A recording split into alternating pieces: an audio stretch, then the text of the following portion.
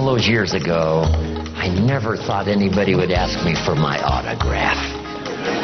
Isn't it unbelievable? Just incredible. So, I stayed till midnight and signed my name, right? Because I never dreamed it was going to happen, but sure enough, it did. Autographs and Girl Scout cookies. I'm in the market. I really appreciate it. Everybody doing okay? Say, I'm okay. Does anybody have 5 pages of notes already? Okay, I'm sure you're filling up your book. I appreciate that. Okay, we've got a couple of more subjects now to get through, and we got just about 55 minutes to do it. So let's get started. First, let's talk about my version of financial independence. You've heard from Brian. You've heard, some excellent advice. Dennis, these guys are long time experienced, and I'm sure you've got good notes on their presentation. This little bit I, designed long time ago. It's still valid today.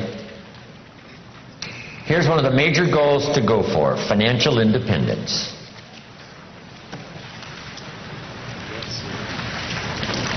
Every American's, right, privilege to become financially independent. So here's my definition of financial independence. The ability to live, and I'll give you time to write it down. The ability to live from the income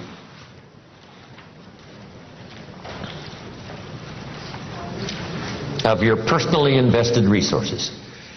The ability to live from the income of your personally invested resources.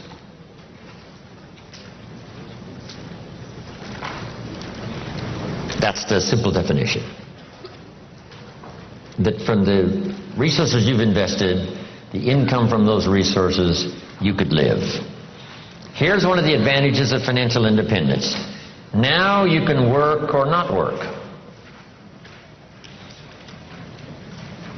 Or you can certainly choose the work to do. Now you can work by choice, not by necessity. And here's one of the best: to be able to work for joy and not for necessity. At first, of course, we have to work for necessity. But if you can finally reach the point where you can work for joy, not for necessity. That happened for me all those years ago.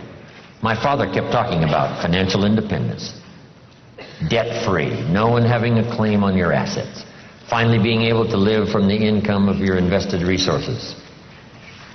I remember the joyful day when that finally arrived. So what I've done now, most of my life, I've had the unique privilege of working for joy, not for necessity. Not that the joy doesn't bring you more income. Not that working for joy doesn't make you another fortune. It certainly has for me, right? Another fortune and another fortune and another fortune. But not because I had to, but because I wanted to. I work now for joy and not for necessity. Key phrase to understand, we should teach this to our children: economics is major. Everyone has to major in economics. Number one, for personal survival. To produce enough to take care of yourself. The first, economics. The next good phrase on economics: it's not what you earn, it's what you do with what you earn that makes the great difference in your financial future.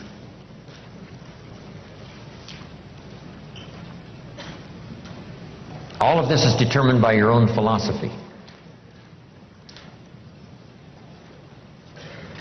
It's important early, and kids have to have a personal philosophy working even when they go to school. Here's a good definition of your personal philosophy: a guidance system. Your personal philosophy is a guidance system.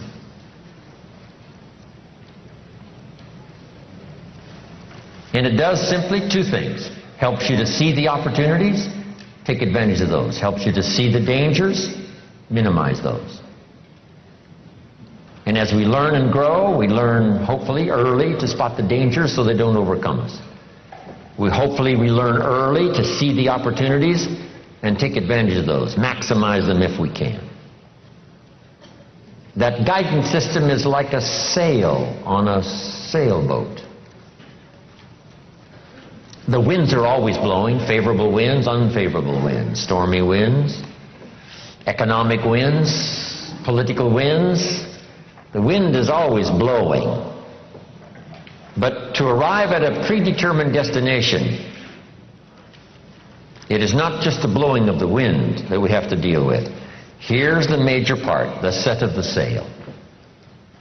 The set of the sail is what you learn, gathering information from these 3 days. Talking to each other, gathering more information, filling up one journal, then another one. Information. Guidance on how to trim the sail, set the sail. The Sunday morning sermon, the lyrics of a song, the dialogue of the movie. Words put into good structure so that they deliver enlightenment, information, knowledge. And we use that to set sail. And it isn't that you set sail once and then that's it and it's over. It is a continual setting of sail every day, every month, every year. Setting sail economically, trimming the sail. For your good health, you just have to set sail toward the destination you wish to reach, having good health. Then it's easy to neglect. Then it's easy to slide. Here's one of the better phrases. Everything by longevity tends to get off course. Everything by longevity tends to get off course.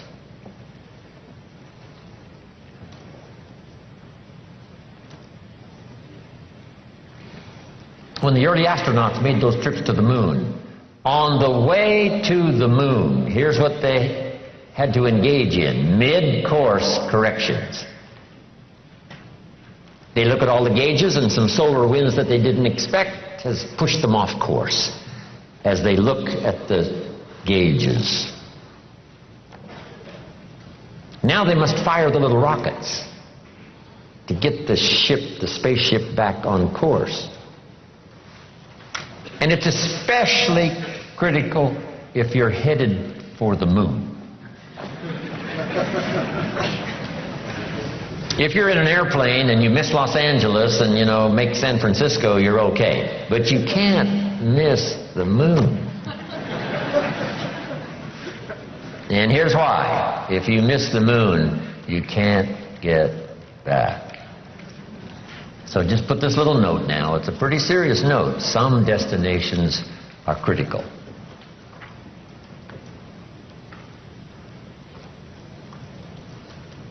Speaking of going to the moon, we just celebrated that, right? Neil Armstrong and the others.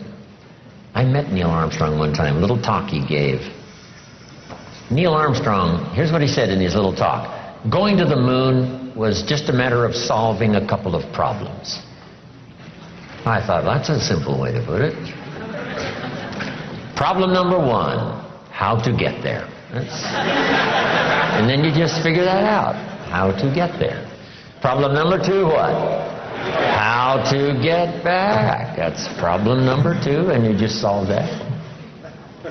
Now, he said, it's also critical not to leave until you've solved both problems. I thought that was classic. Wow, speeches and information give us so much to chew on, right? Because you know what I did in some of my enterprises? I figured out how to get in. I didn't figure out how to get out. And some cost me more than I wanted to pay. Just because I, too quickly figured how to get in, did not figure how to get out. Whether it's a lecture like we've engaged in here, hours and hours and hours, or whether it's a simple sermon, one of the most classic sermons I ever heard originated not far from here in the Crystal Cathedral. I used to do little speeches for the positive thinkers breakfast meetings at the Crystal Cathedral, before it was the Crystal Cathedral. Little sessions they had in the morning, right, where you could attend and hear some speakers. I used to do some of those speeches, I don't know, 35 years ago, a long time ago. Possibility Thinkers Breakfast is what it was. His son, Schuler Jr., was giving a classic sermon one morning, and I was privileged to hear it. Here was the notes on his sermon. It's very brief, so I'll give it to you. So jot this down. These are great notes. Here was his sermon. Number one, if you think it's impossible, it isn't. That's number one. If you think it's impossible, it isn't. Here was point number two. If you think you know everything, you don't. Wow, that's good. Point number three. If you think you're alone, you're not. Isn't that a classic? That's a classic sermon. If you think it's impossible, it isn't. If you think you know everything, you don't. And if you think you're alone, you're not. Now, here was one of the spectacular stories in this little sermon. He told the story of Rich DeVos, who started the big Amway Corporation. Rich DeVos is in bad shape. Rich needs a heart transplant. And if he doesn't get it, he's not going to last very long.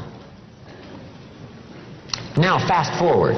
Rich DeVos finally gets his heart transplant.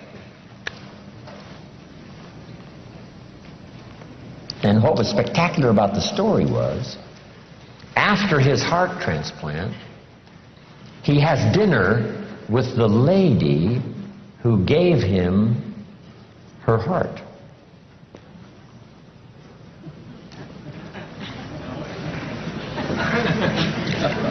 He has dinner with the lady who gave him her heart.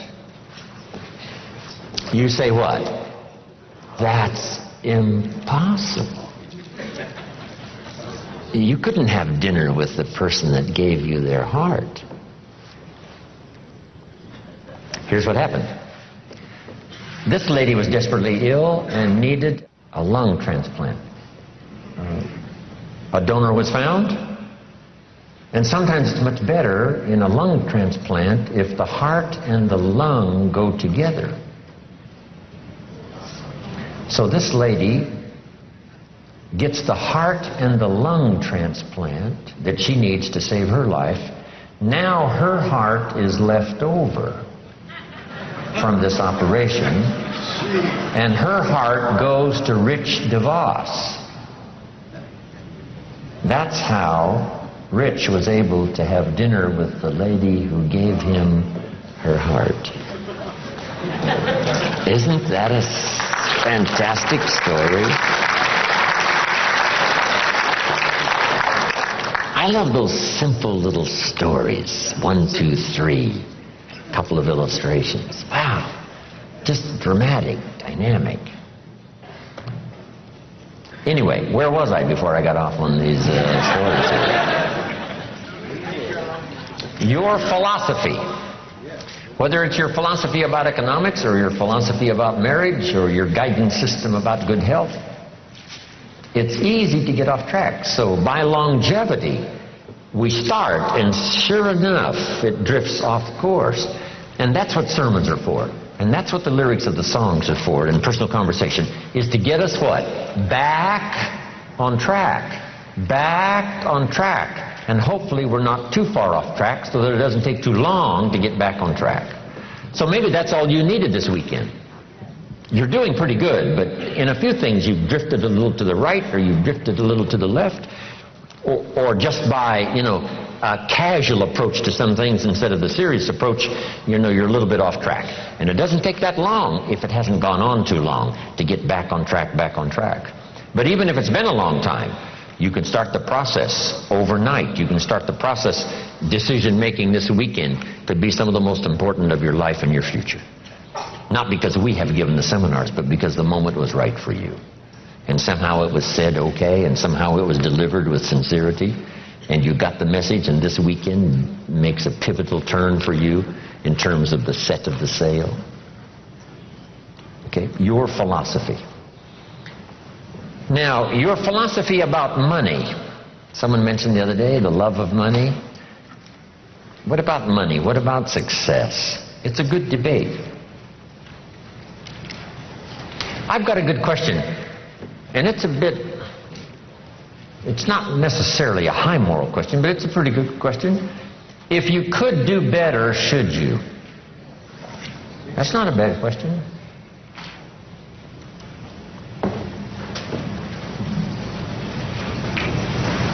Now, all of us have personal choice, but this is a good question, and a lot of my stuff is up for debate. You know, I don't even claim to be right. If you take all these notes and throw them away and go listen to somebody else, I'll be just as happy.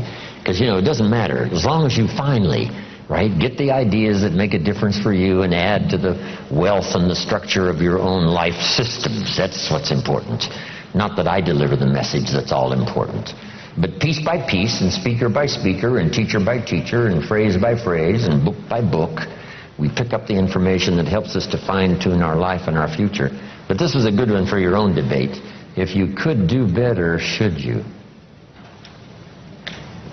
That's a good one. Now, let's talk about financial independence.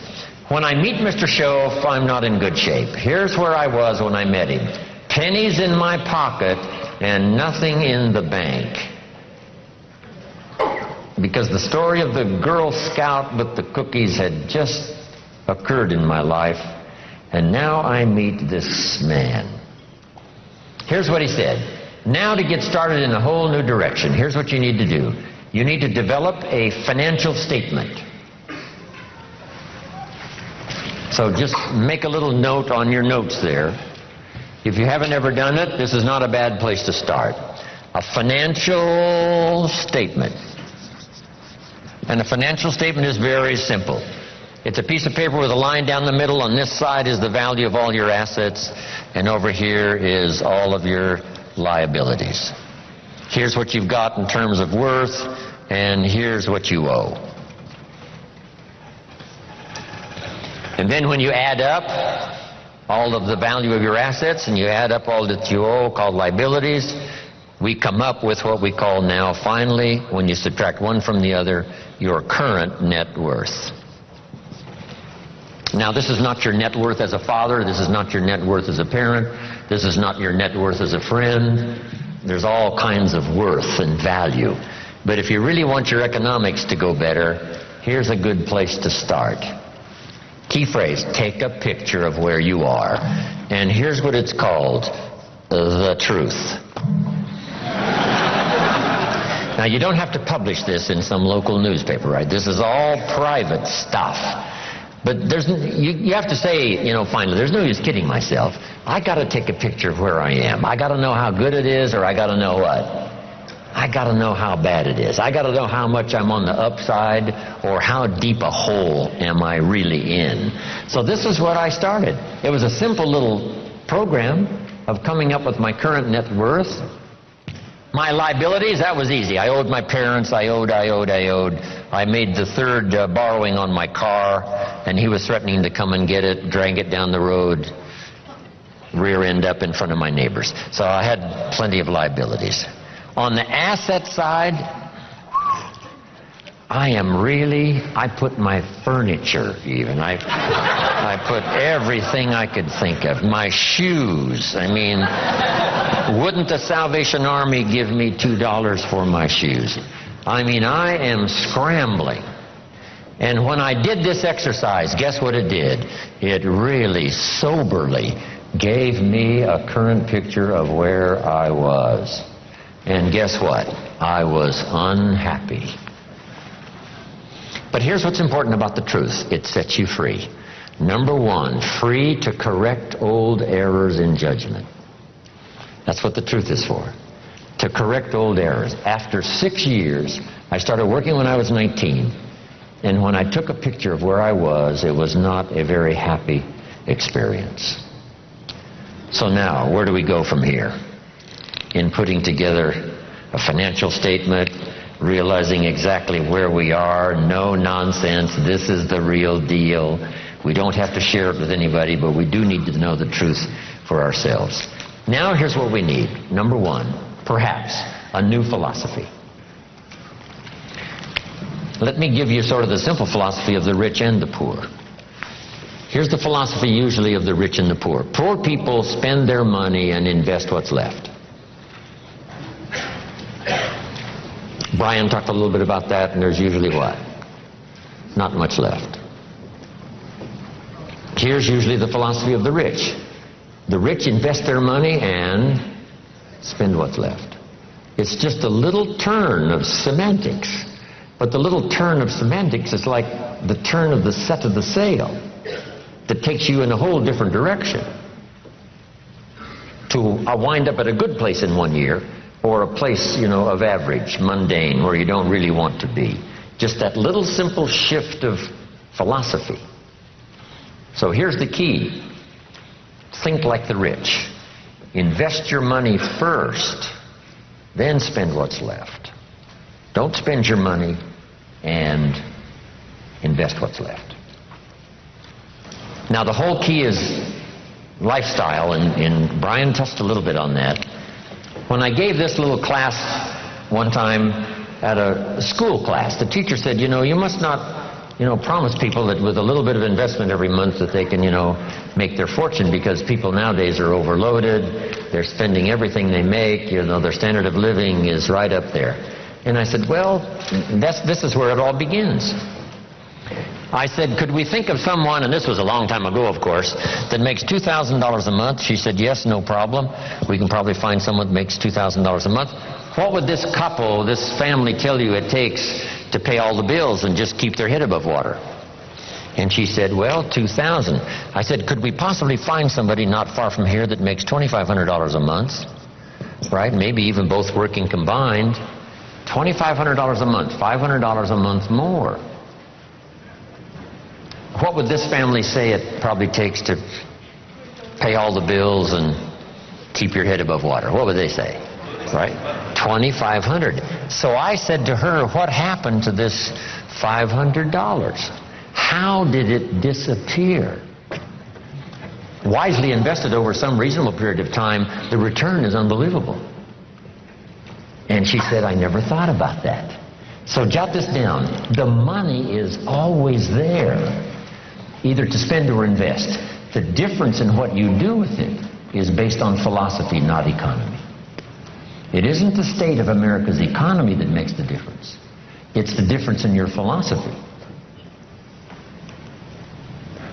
Right? That illustration? Here's a book on how to get rich. It costs $20. Somebody says, well, a poor person can't buy that book. Say, no, it's only 7 Coca-Colas. And you either spend the money on 7 Coca-Colas or a $20 book that teaches how to get rich. So jot this down. Everybody has the money. Even the poorest of the poor. The key is how to spend it. The key is what to spend it for.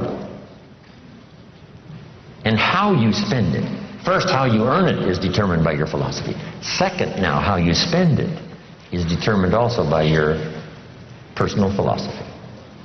So what would be a good philosophy to follow? And this is the little simple form I want to give you on financial independence, wealth for the future. It won't take long now to jot this down. It takes a little longer to go do it, but here it is. What to do with a dollar? If a child asks what to do with a dollar, here's my suggestion. Never spend more than 70 cents. 70 cents. You've got to pick some number, right? This is the number I've picked, right? Listen to Brian, listen to Dennis, listen to me, and then refine your own to suit you. But I suggest don't spend more than 70 cents. Here's where the other 30 cents goes. 10 cents, 10% of your income for charity, church, whatever, supporting worthy projects, teaching children here to become generous. If kids understand generosity, they'll give you 10 cents out of every dollar that they earn. And this is a good place to start. It's easy to give 10 cents out of a dollar. A little more difficult to give 100,000 out of 1,000,000. You say, oh, if I had $1 million, I'd give 100,000. I'm not that sure. We better start you early, right? So that when the big money comes, it'll just be automatic. You won't even have to think about it. Okay? All right. So 10 cents for charity and church. Here's the next 10 cents. Active capital. Try to make a profit. It's called buy and sell. I learned to do this starting at age 25. It's how I made my first fortune. Buying and selling. Like the little boy who buys a bottle of soap for $2 and sells it for $3. Active capital means you try to make the profit. Buy a piece of property and improve it and sell it. Active capital. Keep saving up this active capital until you've got some to work with to buy and sell. Make a profit. Now the third 10 cents is passive capital, which means let somebody else use this 10%. You put this to work and see if you can't make a profit. This is to let someone else use it. You are the passive partner in providing the money. They are the active partner in seeing if they can make a profit and pay you dividends and stock increase and whatever. Interest. And that little formula is a good place to start. Now, you might not really be able to start there. I call this the ideal. Maybe by the time you've heard this, you're in such bad financial shape that you have to go here, 97, 1, 1, and 1. That right now you're in a trap. You're caught. And it's going to take you a while to get out. So right now you got to spend 97% of your income, right, for your living and lifestyle because, you know, you're caught. You're obligated. You know, there's no way out. And then the rest of these now are just 1, 1, and 1. The key is to start with something. Now, Mr. Shoaff gave me a comment. It has served me all these years. Here's the comment. It's not the amount that counts. It's the plan that counts.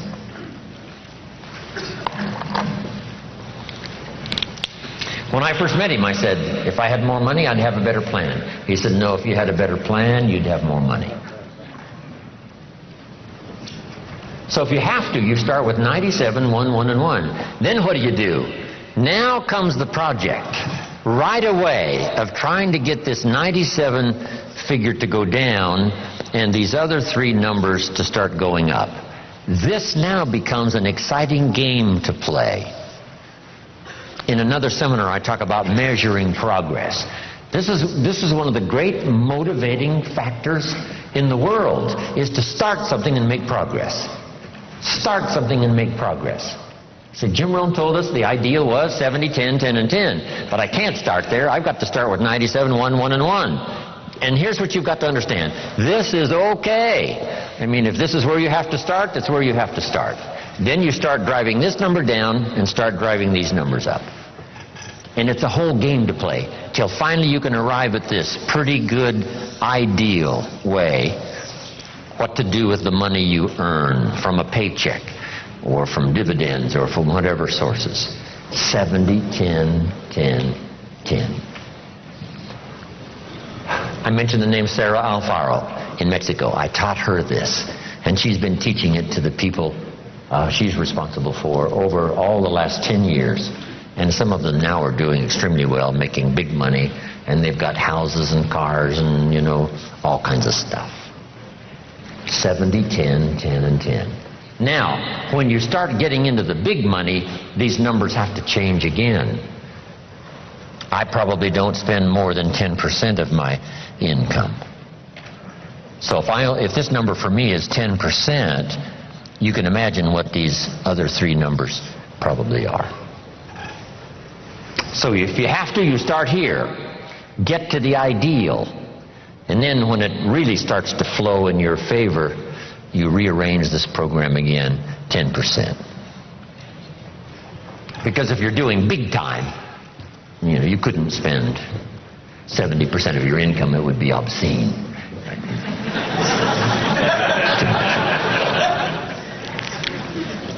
So, just a little formula to follow. Now here's the wrap-up, and I've got to get to a few points on leadership before we finish.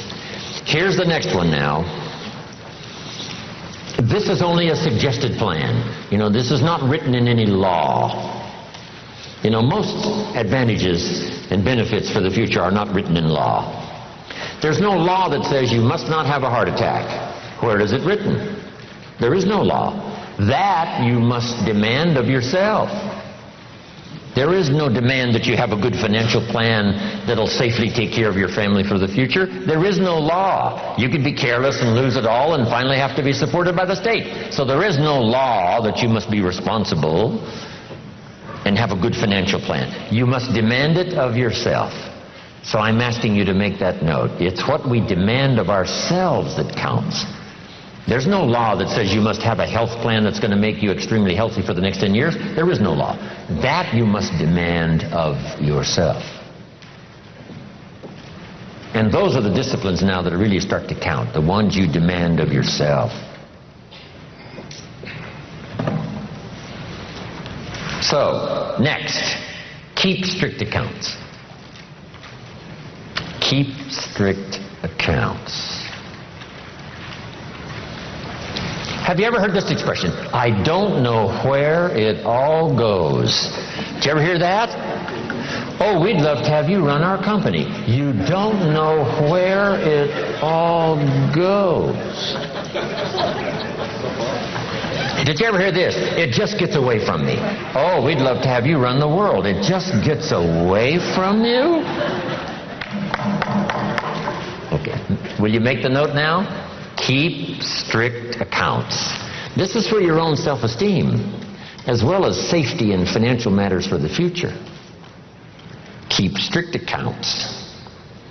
You've got to do it, you know, for the IRS. You've got to do it for the tax bill that comes due.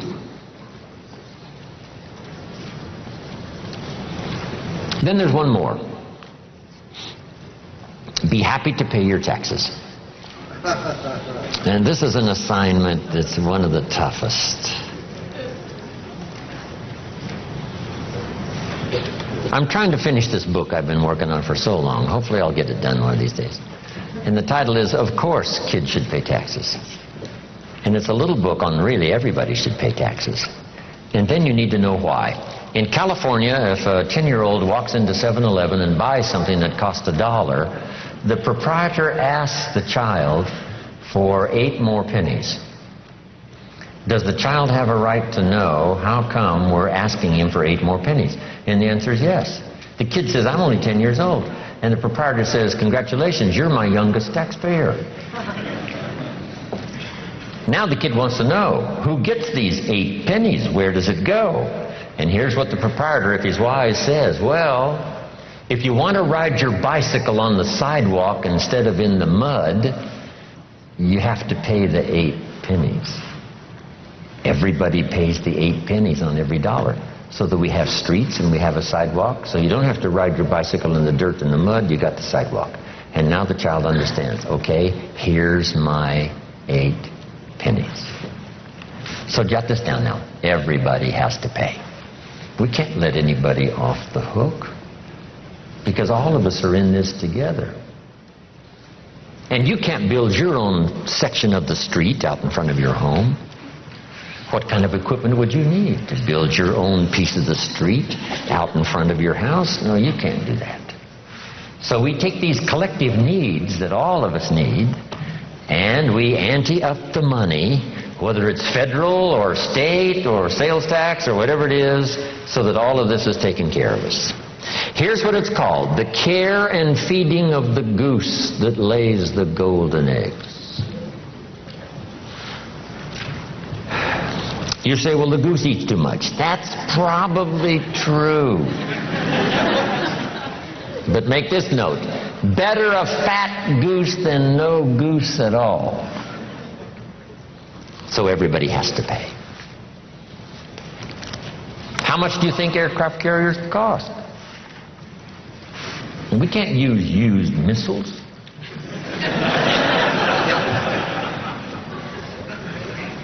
Here's where else the money goes. So you'll be safe in your bed at night while the policeman walks the beat. While we sleep, the Air Force doesn't sleep. While we sleep, the Army doesn't sleep.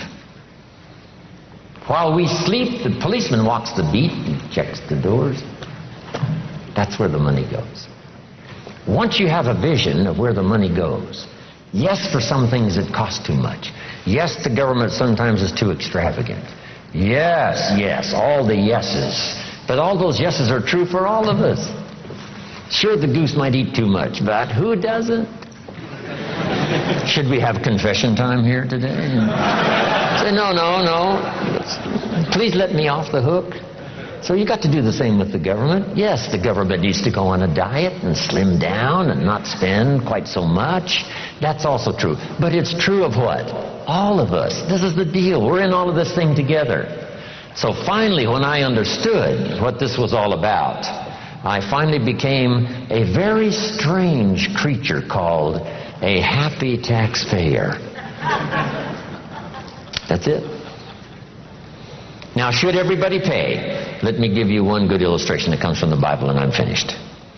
Jesus one day, and I'm an amateur on the Bible, but here's a classic story. The storyteller says, Jesus one day was out in front of the synagogue watching people come in, and with him were his disciples. So Jesus and his disciples are watching people come in to the synagogue. And the custom was, before they came into the synagogue, they deposited a contribution. They deposited the contribution, went on into the church. The story says some came with large contributions and went in.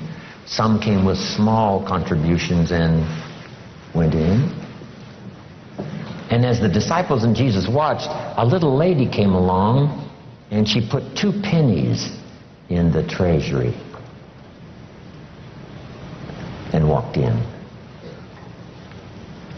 And Jesus said, "Look at that." And his disciples said, 2 pennies, 2 pennies, what's 2 pennies? He said, "No, you don't understand. She gave more than everybody else." They said, 2 pennies is more than everybody else? He said, "Yes, because I'm sure that 2 pennies represented almost all of what she had." So since her 2 pennies represented almost all of what she had, she gave the most. What a classic philosophy. Now here's what did not occur. I'm so brilliant, I can give you what the storyteller left out. Here's what did not occur in this little scene. When the little lady put her 2 pennies in the treasury, Jesus and his disciples did not run after her and say, "Hey, hold it, little lady. Hold it, little lady.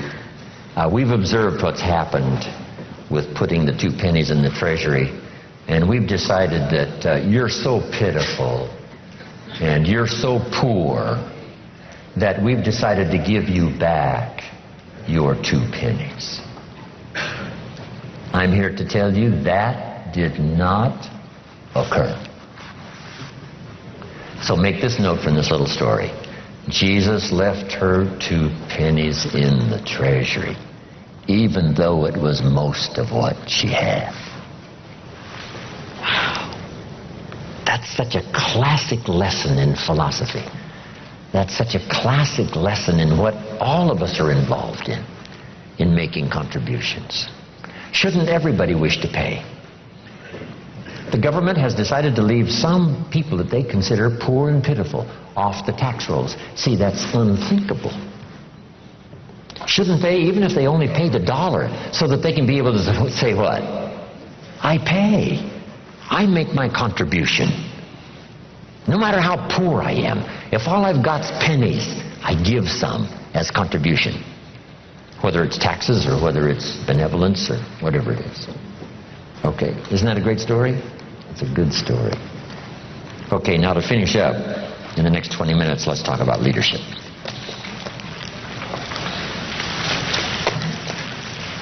Wish we had a week. I've got all this stuff here.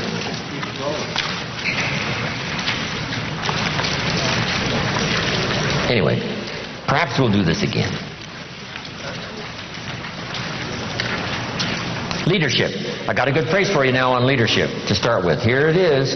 To attract attractive people, you must be attractive. We keep coming back to the same central theme. Personal development is the key to the better future. Success is something you attract. And to attract attractive people, you must be attractive. To attract dedicated people, what? You must be dedicated. To attract positive people, you must be positive. To attract loyal people, you must be loyal. To attract gifted people, you must be gifted. To attract sincere people, you must be sincere. It's a matter of attracting the people you want. That's really the key to leadership. Next, leadership is the big challenge of the 80s. Science, politics, industry, education, sales. Here's one of the most important leadership roles in the future. Parenting. Parenting, mother and father. Or sometimes a single father or a single mother that has to be both mother and father. This is such an incredible challenge. Guess who the great heroes are in our country? Teachers and single mothers. I can't imagine the job. It's almost too tough to imagine. I was coming back once from San Diego back to Los Angeles, and it was 1 o'clock. I'd been to a very late meeting. I stopped by Denny's. 24-hour coffee shop was open. I stopped by Denny's. It's 1 o'clock in the morning, and I walk in to have a little something, piece of pie I think it was, and a cup of coffee. And at Denny's at 1 o'clock in the morning was the Avon lady.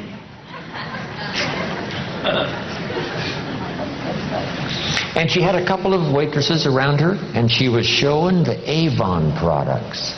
1 o'clock in the morning. When I finished my pie and coffee, I engaged her in conversation. I said, I have never seen an Avon lady at Denny's at 1 o'clock in the morning. She says, well, this is the best time. When the waitresses aren't so busy, and one at a time or two at a time, they can come and sit at my table, look at what I've got, and make purchases. I says, why do you do this? And she said, I'm a single mother with 2 children. Don't have to say any more, right? 1 o'clock in the morning at Denny's. This is called commitment of the best kind, right? Wow, these are the heroes. People that have such extraordinary circumstances to have to deal with, and they do it. They have such responsibility, and they do it. Right? They're stacked high with, difficulties, and they do it. They do it. Especially mothers. So the challenge is parenting, leadership in parenting. Here's the next challenge in leadership. To step above mediocrity, where you can not only help yourself, but help someone else.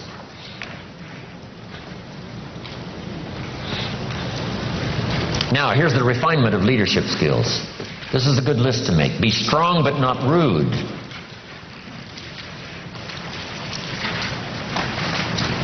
Be kind, but not weak. Strength we need, rudeness we don't need. Kindness we need, but not weakness. Some people mistake weakness for kindness. But don't do that for yourself. Next is to be bold, but not a bully. Refinement of leadership skills. Next is to be humble, but not timid.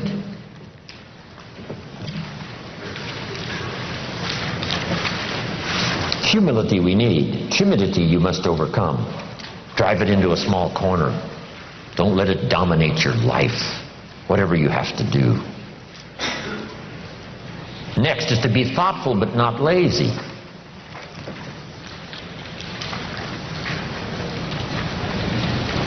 Here's a good one. To be proud but not arrogant.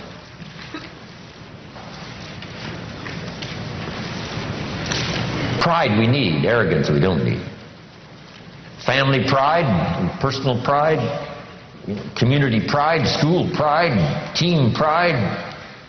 We do need pride, but not arrogance. Next is humor without folly. This is part of sophistication everybody needs to work for. Humor without folly. Witty but not silly.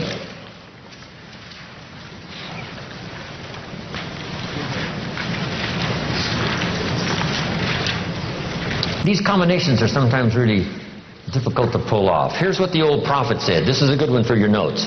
Be as wise as a serpent and as harmless as a dove. How to be both wise and harmless.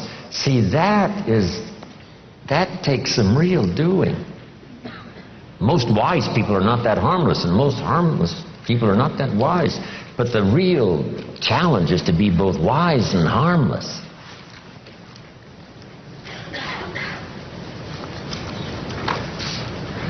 One of the writers of the New Testament said, I've learned to be both ambitious and content. Now that is a real stretch. But here was his solution. To be content with what you've achieved and ambitious for more.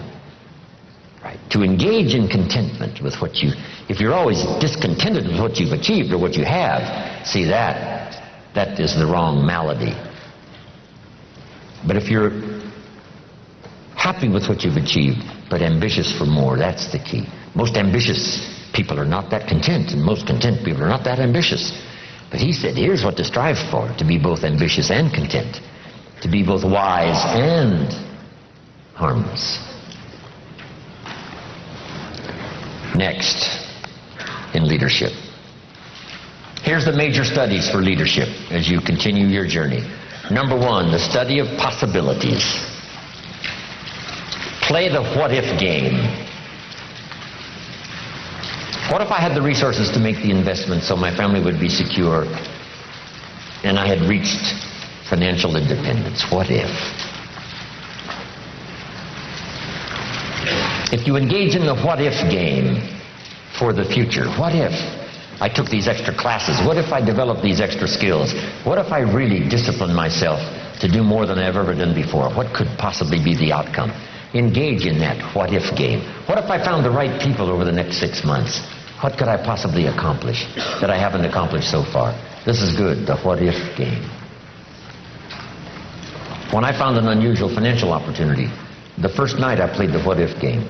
By 3 in the morning, I'd made about $3 million. On paper. On paper. But jot this down, that's where it starts. What if I had 2? What if I had 5? What if I had 5 and they each had 5 and we all worked together for this common cause? What could we accomplish? Wow, just play the what-if game. And then that saves you from later having to play this game. If I'd only kept that piece of property instead of selling it. Years and years ago, I owned 10 acres in Carefree, Arizona. I bought it for $50,000 and I sold it for $80,000. I made $30,000. Here's what was tragic. I didn't need to sell it. It is now worth probably over $1 million.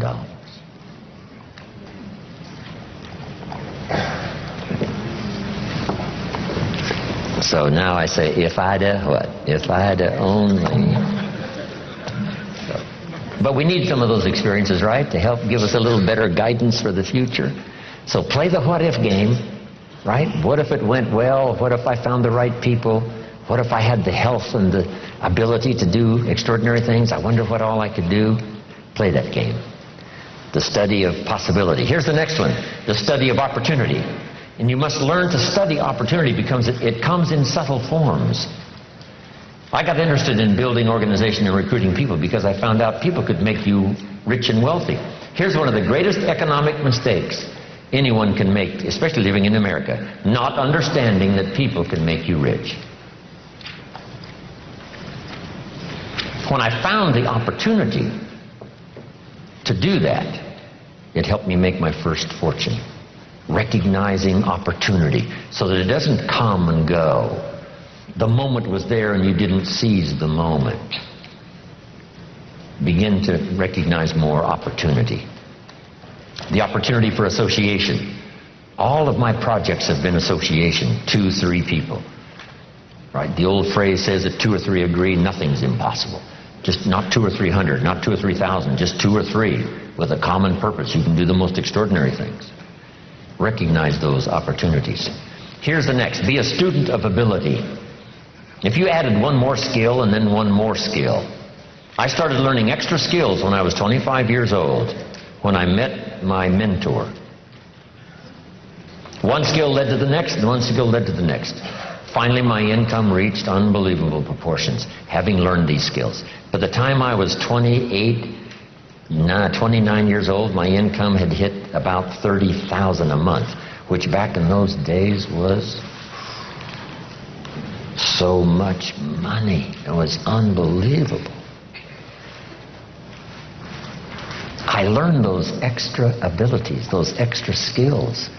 I had no idea when I started how it would compound my income and change my whole financial life and financial future. So have you got that now? Be a student of ability. What if you took on one more skill and then took on one more skill?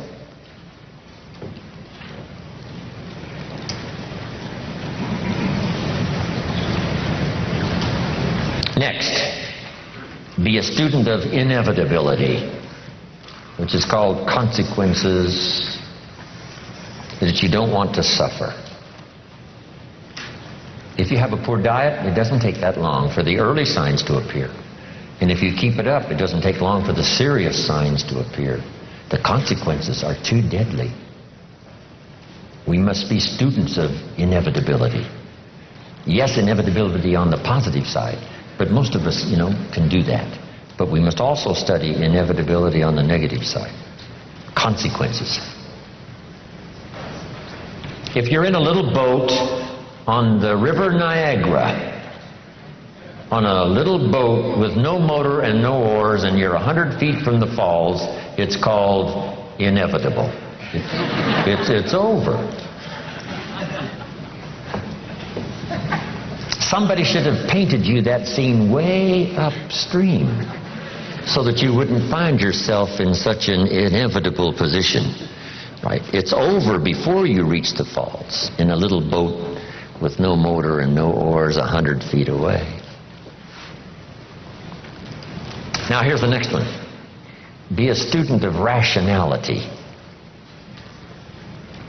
Be able to put everything through your own mind and your own thinking process. Challenge yourself to think constructively. Here's the next one. Challenge yourself to do some new thinking.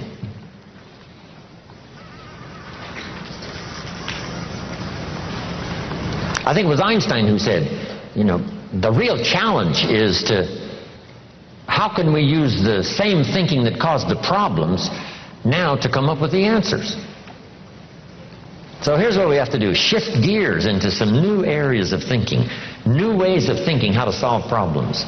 Not the old thinking that caused the problems, the new style of thinking that creates the answers. Rationality also means, yes, be optimistic, but also be a realist. Here's how it really is. Here's how it could be. Here are the possibilities, but here's how it really is. Take input, but not orders. Abraham Lincoln said, "Since I would be no one's slave, I will be no one's master."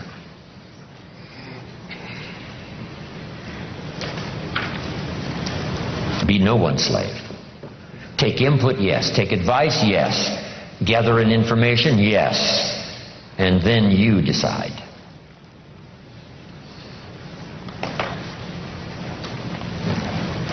Now make this little list. This is a good list. 5 sources of inspiration. Number 1, deciding. Maybe some of you this weekend have engaged in the decision-making process that is going to send you home with a new phase of inspiration in your life. To start making whatever changes you need to make, amend the errors in disciplines and judgments. Deciding is so exciting once you've decided. Especially those major decisions that you know are going to have an outcome in spite of anything that can happen. Especially if you decide it like this. No matter what. See, that is, you can't believe how self-confidence and self-esteem starts to serve you well when you start to say, no matter what.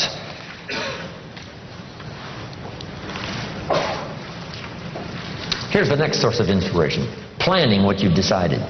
Just start laying it out. Here's my new health plan. I'm going to do this, this, this, and this, and this. Here's the new financial plan. I'm going to do this, this, and this, and this. My relationship is in a bit of disrepair. I've decided to do this, this, this, and this. Just decide and lay out some plans. Because decision starts the inspiration process, and planning furthers the inspiration. Here's the next source of inspiration. Beginning the plan. Getting started.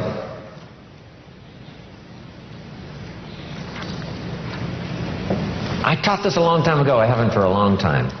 An apple a day could start the process of changing your life. Number one, deciding that it's a good thing to do. Number one, before the day is over, to eat the first apple. And especially by the time you've reached the second and the third day, here's what you can say. I'm on a new track. And it's only 3 apples. I'm never going back to the old ways. Munch, munch, munch. Third day, you could be inspired starting the third day by deciding first apple, second day apple, and you can say, hey, I've got this down. This is going to do it for me. And it can be just that simple. Life-changing decisions, making plans, getting started, following through. Doesn't have to be something profound. You don't have to build a city to get inspired, or to prove to somebody, or especially to prove to yourself, that you're on a better track. You're now walking a better path, and the outcome is going to be dramatic and powerful. Key. So then that's the next one. The first source is deciding, the next one is planning, the next one is beginning. Here's the next one. Progressing. Staying at it. By the time you've finished that first week on a new plan, you'll be so excited. By the time you finish the first 30 days on a new financial plan, regardless how little the progress, the inspiration will continue to grow. Your self-esteem will soar. Then, of course, here's the fifth source of inspiration, and that's finally achieving. Not achieving everything. We cannot do that. We can't achieve everything at once. But we can work on this project and achieve that. Work on the next project and achieve that. We set up this goal and we achieve that. We set up a production goal and we hit it. We set up a goal to increase our income. Within 90 days we had arrived at that new figure.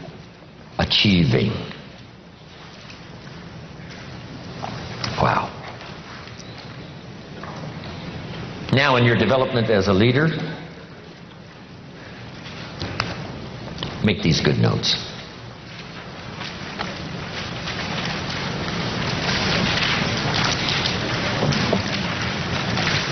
Learn the law of faith. The law of faith is very simple. Here's what it says. With faith, everything's possible. Without faith, nothing is possible. Faith is the ability to see what doesn't yet exist.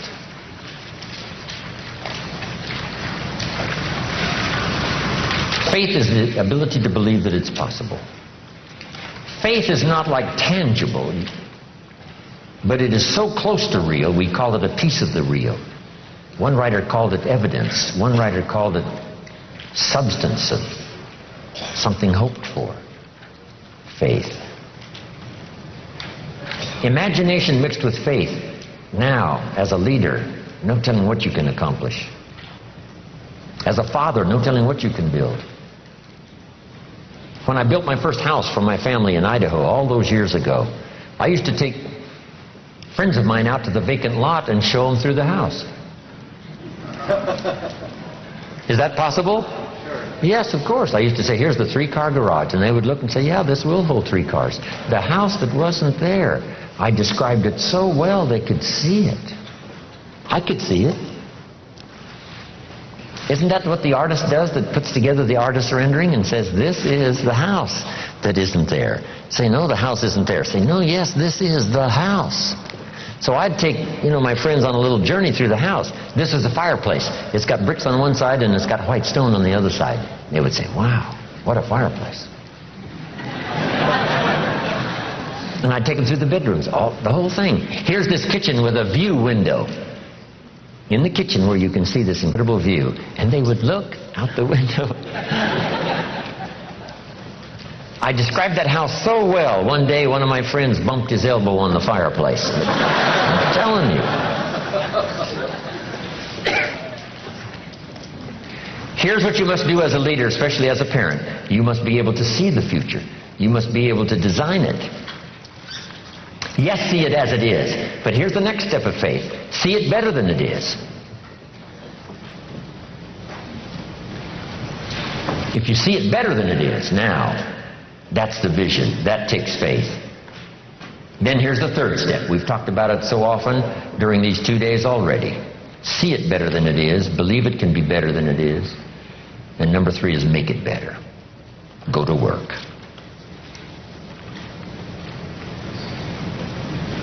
And then a little bit of caution. Don't see it for more than it can become. Plenty is possible without being foolish. What did Brian say? Somebody said, I want to be a millionaire by the end of the week. See, would you give us a little longer?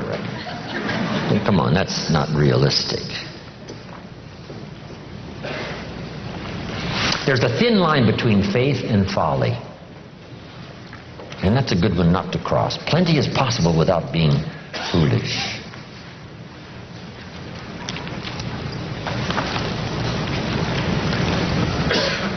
Here's the next in finishing my portion today.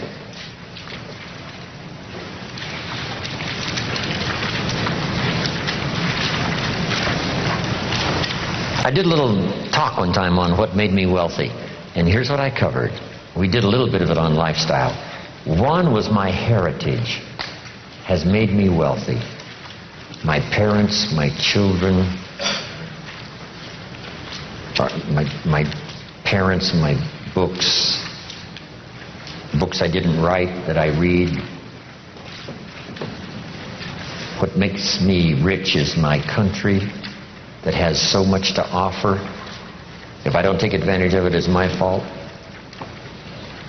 I get to settle some accounts in courts I didn't construct, send my children to schools I didn't build, all part of my heritage. I jump on an airplane I didn't construct, talk on a telephone I didn't invent. You could just go on and on with this list. The things we've been blessed with that were not the work of our hands, but were the work of many hands and geniuses that put it all together. That whole heritage list is so extraordinary. If you take the time to do it, you'll become so inspired by what you've got and what serves you so well that you didn't put together, somebody else did. Somebody else paid the ultimate price. For our freedom in America, many paid the ultimate price, World War II especially. 50 million people lost their lives World War II fighting for freedom, trying to stop the Hitler Nazi machine and then communism. Wow, and here we are. It's all handed to us, and the lights are on, and the place is ready, and the seats are here, and the tables are here, and the speaker has arrived. Wow, what gifts we have. Next, I said I'm wealthy because of my experiences. The places I've gone and the people I've met and what I've experienced has made me rich. We sometimes hear this expression, he has a wealth of experience. See, that's true. A wealth of experience. So here's the next key on this now. Treat your experiences as wealth. Commodity, coin, currency. So what do we do with wealth? We invest it. We invest the wealth of our experiences into the possibilities of the future. Next, I'm wealthy because of my friends and my associates. Extraordinary people who say to me, what do you want to do? We'll just go do it. What do you want to accomplish? We'll just go do it. We'll accomplish it. How much more do you want to do? We'll get it done. It's so great to be surrounded by those kind of people. You say, what do you want to do? We'll go do it. If you can dream it, we can help. If you can dream it, we'll put it together. Unbelievable. How valuable is that? You can't buy it with money. Next, I'm wealthy because of the knowledge that's come my way. The teachers like this weekend who have taught me. In those early days, I sat in these classes just like you and took notes and wondered about the possibilities. Could it be possible that this stuff is really that simple? But if I put it to work, it could be so profound. Next, I'm wealthy because of my future. A chance to serve, a chance to travel, a chance to teach, a chance to inspire, a chance to tell one more person that the possibilities are limitless no matter what's happened in the past.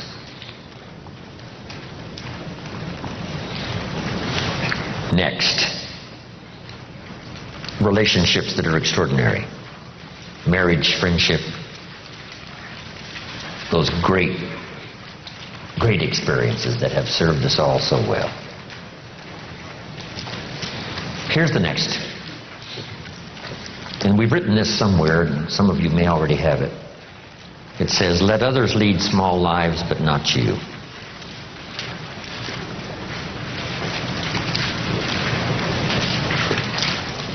Let others, cry and whimper over small hurts, but not you. Then another one that really helped me secure a fortune and fortunes after. Here it is. Learn to help people not just with their jobs, but with their lives.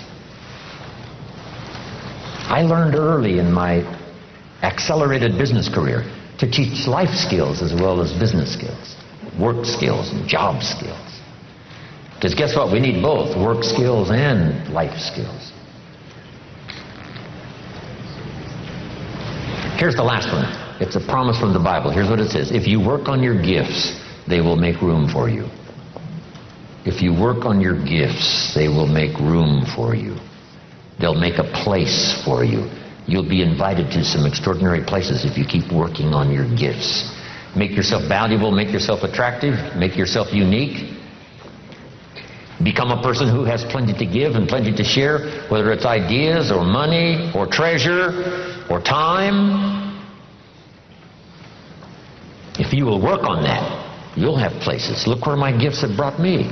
From the farm country of Idaho to this magnificent place to serve and share ideas, my experiences, hopefully that will make a difference. And last, when I'm gone, people always ask, what would you like said after you're gone? And I came up with something the other day. It was pretty simple. Here it is. Jim Rohn made a major contribution to someone.